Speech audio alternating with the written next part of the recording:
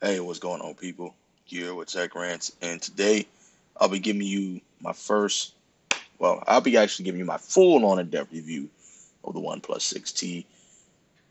The reason why it's going to be the full review so soon is because I simply don't have it anymore, and I'll explain why in this video, so stay tuned. Before we get started, let me start off by saying that everything that I'm going to say in this video is based off of my own personal opinion. Don't let my opinion in any way, shape, or form, deter you from buying the device. Okay. Now, let me go and start off by saying I'm not here to bash the device at all. Let me go ahead and state for the record that it is a wonderful device. Okay.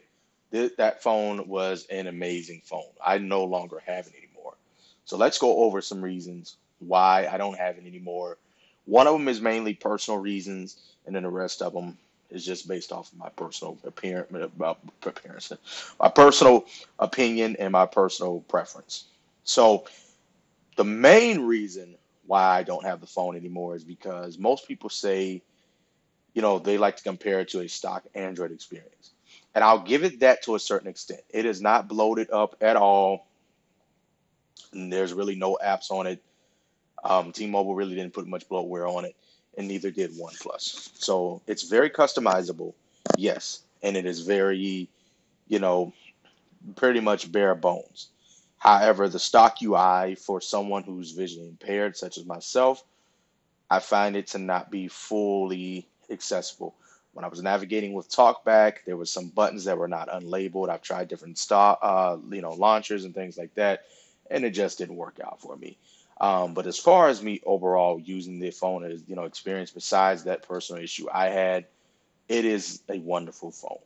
Now, the main reason why I did not keep it is because for $580, 8 gigs of RAM, 128 gigs of storage, 3700 milliamp hour battery, Snapdragon 845. It charges very fast. The one thing I loved about that phone was the dash charge as well. They're not calling it dash charge of this phone for whatever reason, but the dash charge, that's basically what it's called.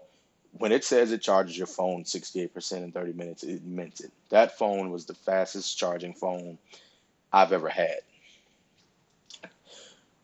That's probably the only thing that really wowed me because I've had phones for $200, $300 that really performed just fine. For $580, I just wasn't too impressed.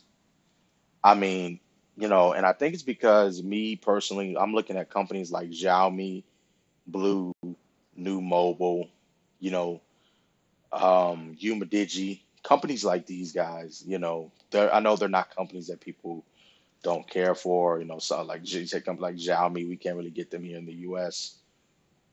But if Xiaomi can make a phone for $300, 350 to 450 that has wireless charge capabilities, that has even a 4,000 milliamp hour battery, things of that nature, why can't OnePlus? I mean, for 580, I just wasn't impressed. I was impressed by the Note 9. Now, I still don't think the Note 9 was worth the $1,000 price tag, but it did have a lot to offer. There was nothing that you was missing. But for $580, I really don't think the phone is worth that much. I mean, I've talked about OnePlus. I've said that they're a great company, and I really do think they are. The fact that they price their phones, half the price of the competition is, wonderful. And yes, I still believe that they are a competitor for the Pixel devices. However, there's just something about pure stock Android that I find myself liking. And like I said, when you look at Xiaomi and Blue and all these companies that they make $200-300 phones that have wireless charging and bigger batteries and just a little more value.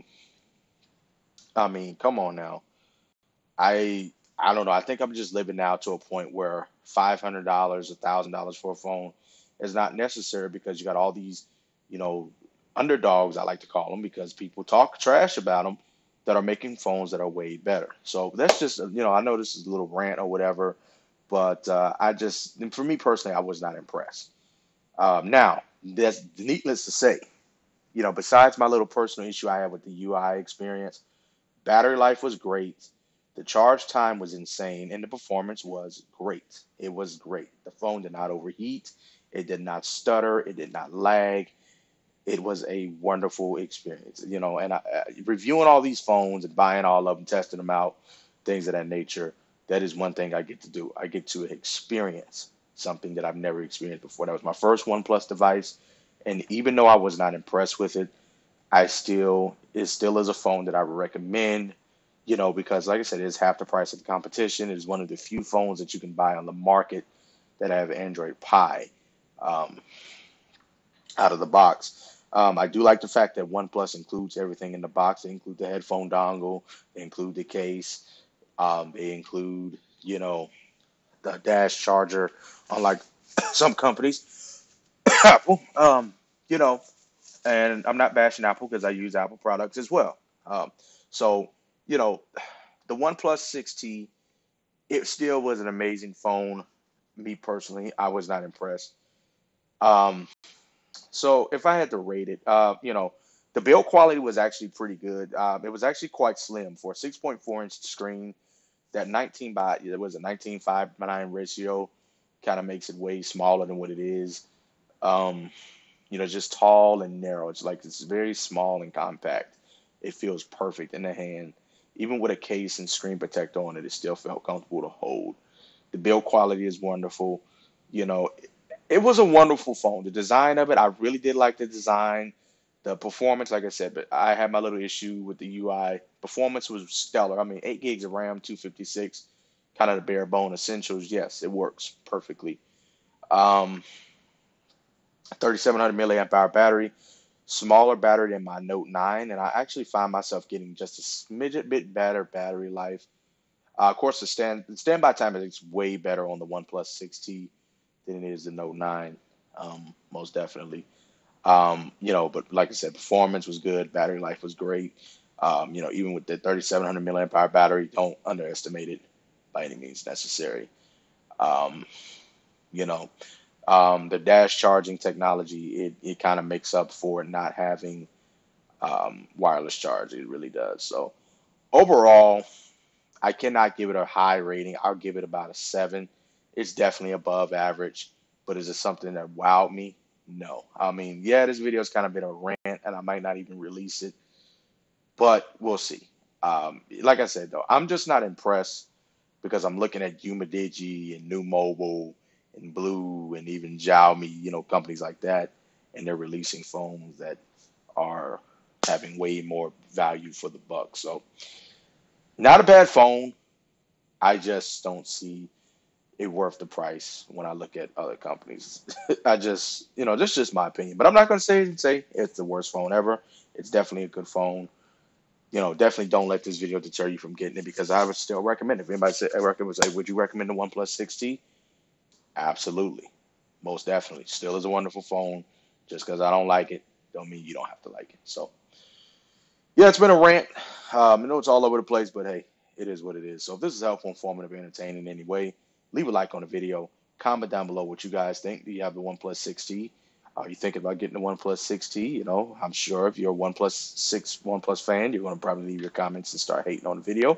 But hey, it is what it is. We live in a free country, and you have the right to do that. Subscribe if you enjoy the content. Definitely leave any questions, comments, or concerns you have down below. Share, tell your friends, all that other good stuff. And we'll catch you on the next one. Later.